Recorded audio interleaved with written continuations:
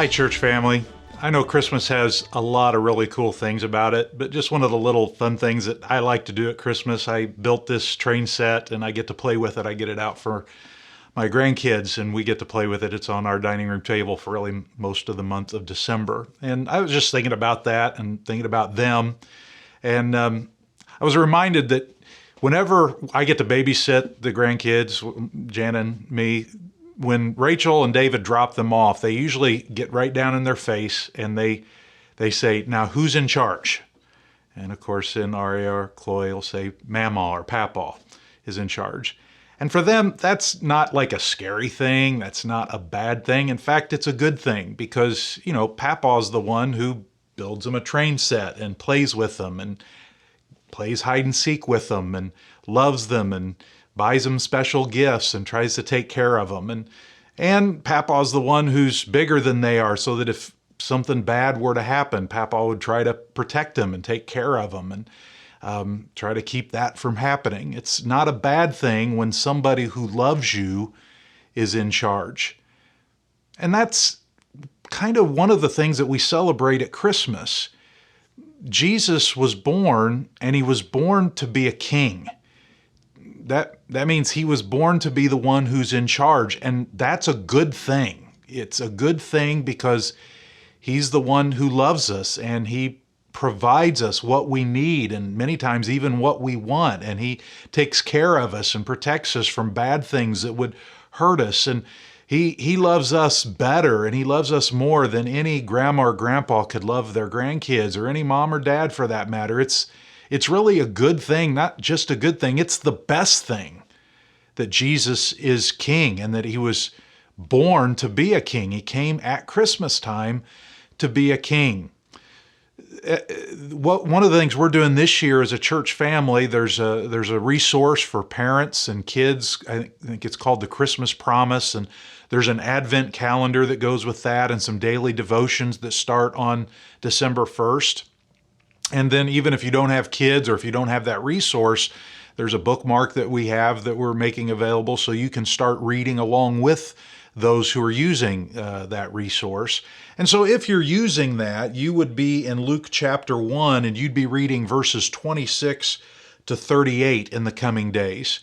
And when you read that passage, you're going to see things like this, that this baby that's to be born to Mary will be given the throne of his father David. That means he's going to be a king. That means he's going to be the one who's in charge of everything, and that he's going to be in charge of everything forever. It's going to say that he will reign forever and that of his kingdom there will be no end. He's the one who's in charge. And that's a good thing. And it's something not only that we look forward to happening in the future when Jesus comes back for the second time, but it's something that we pray for and that we long to happen more and more in our lives today, even before Jesus comes back. He may not be in charge of everything in the world right now, but he can be in charge of us. He can be the king over our own lives. And that should be our prayer. That should be our desire. And that should be what we're thinking about as we celebrate Jesus, the newborn King, as we celebrate Christmas. And so I've been trying to think of maybe a hymn or a Christmas song that would be helpful for us to think on, along with these Bible passages and this resource. And the one that I thought of for this is Come Thou Long Expected Jesus. It's a really pretty song. Maybe you could sing it as a family, or maybe you could sing it even as an individual in your quiet time in these coming days. There's a really pretty version of it if you go on YouTube, there's a Chris Tomlin version. It's a cappella. It's really easy to sing along with, and if you have the lyrics. But let me read the lyrics to the second verse of this song. It says, "Born thy people to deliver, born a child and yet a king, born to reign in us forever, now thy gracious kingdom bring. By thine own eternal spirit, rule in all our hearts alone. By thine all-sufficient merit, raise us to thy glorious throne." Now, again, that the song starts by talking about Christmas, that Jesus was born, and he was born to deliver his people, and he was born a child and a king, but then it turns into a prayer. Now listen again to the prayer part of this. Now thy gracious kingdom bring. That's a prayer that God would start reigning, that Jesus would reign as king in his kingdom right now, not just when he comes again the second time, but right now. And he goes on to talk about, by thine own eternal spirit, rule in all our hearts alone. That's a prayer.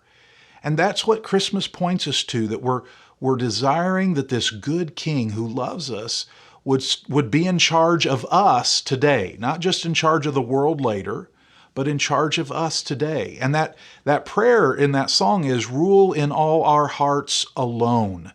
That means that there's no one else trying to be in charge. Sometimes we want to be in charge, and we should pray, God, I don't want to be in charge. I want Jesus to be in charge. I want to obey him. Rule in our hearts all by yourself, without anybody else competing to be king, to be in charge. And one of the reasons that we should pray this, that we can trust that he really is the one who's perfect to be in charge, the one who loves us, is the Christmas story itself.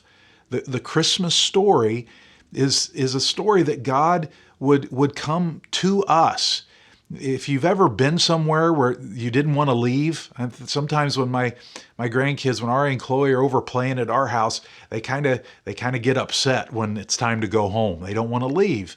Well, think about Jesus. It would have been better or easier for him to stay in heaven, but he was willing to leave and to come down here to us and to be born as a baby. And that proves how much he loves us.